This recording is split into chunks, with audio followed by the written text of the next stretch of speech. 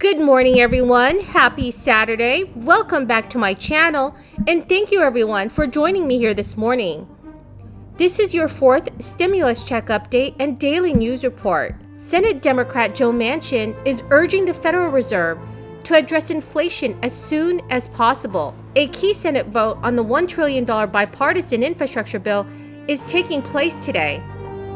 The three winners of this week's $50 Amazon gift card giveaway are Lucille Aplin, Firecracker, and Johnny Dunkel.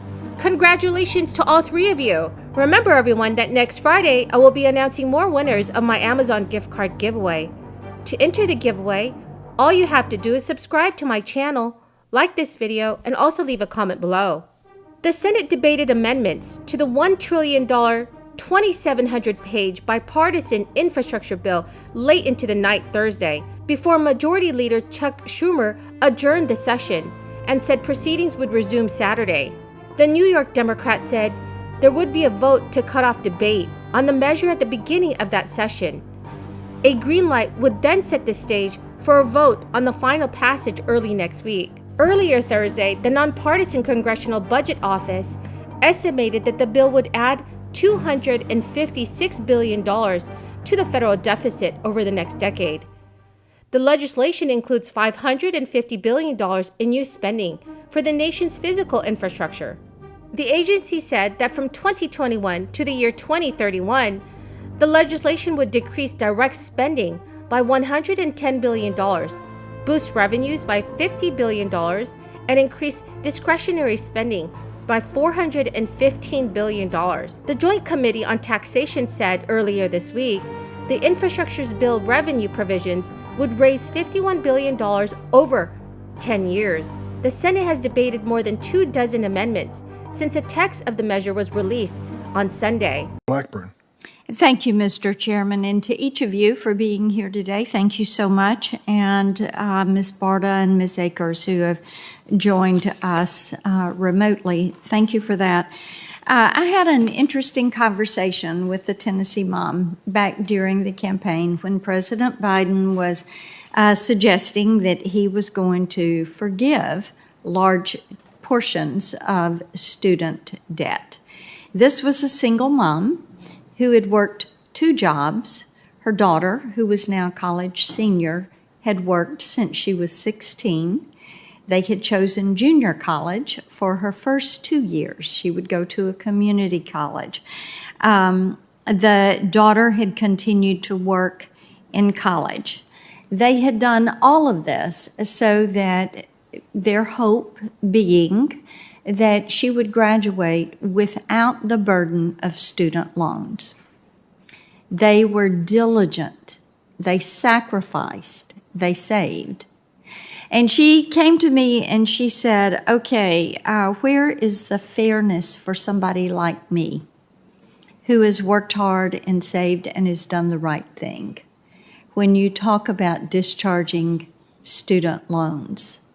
Now, I think that that's something that we do consider. Where is the fairness for people that have played by the rules? Likewise, we look at what has happened with private lenders and the federal government, the lack of transparency that is there, the lack of ability for people to find out exactly how they are keeping track of those loans, the interest that is due, the payments that are made. And Mr. Chairman, I think we all agree, and everyone can see from the hearing today, a need for greater transparency, a need for more diligent oversight in what is taking place around student loans, what is happening there, and how this does impact the lives. Dr. Akers, I think I want to come to you first, if I may please. As I've listened to the hearing today in your... Majority Leader Chuck Schumer said shortly before the adjournment that we very much want to finish this important bill, and so he was scheduling the Saturday session. Republican Senate leaders, meanwhile, have cautioned Chuck Schumer against acting too quickly to allow all the members the opportunity to propose changes to the bill. South Dakota Senator John Thune, the Senate's number 2 Republican, said, "We need to take the time to get this legislation right, and that means giving senators who are not part of the working group adequate time to offer amendments and hopefully improve this product." A bipartisan group of Senate negotiators have spent the last few weeks in talks with President Biden and the White House aides to hash out the details of the bill. They announced a deal late last week.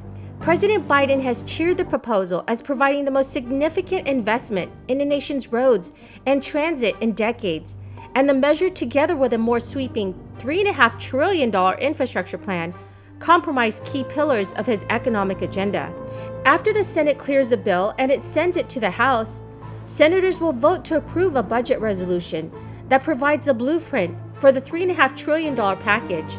That legislation incorporates Biden's policies on childcare, healthcare, and the environment, which were left out of the more narrow bipartisan infrastructure bill. Approval of the budget resolution jumpstarts a fast-track process that Democrats in Congress are using to pass the larger plan.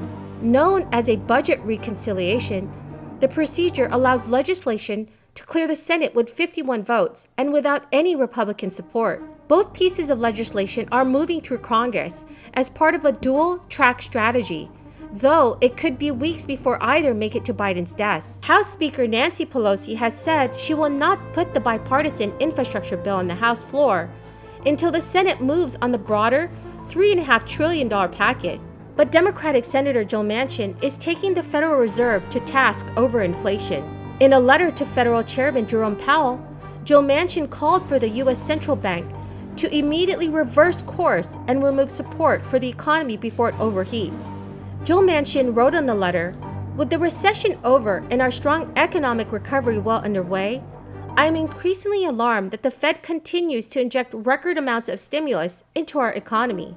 Joe Manchin wrote, "It is imperative we begin to understand that long-term policy responses tailored for an economic depression, it may not be what is required for today's economy and could result in higher than desired inflation, if not removed in time." This criticism comes after consumer prices spiked in June at the fastest annual pace since 2008. Everything from used cars and airfare to laundry machines and bacon has become more expensive. The Fed, White House, and many economists argue that this bout of inflation will only be temporary, fading as supply catches up to a surging demand, and that the economy gets back to normal, or something close to normal. So that's the end of the video, everyone, for this morning. I hope you found some of this information helpful. Remember that next Friday, I will be announcing more winners of my Amazon gift card giveaway. To enter the giveaway, all you have to do is subscribe to my channel, like this video, and also leave a comment below. Thank you so much, everyone, and have a blessed weekend.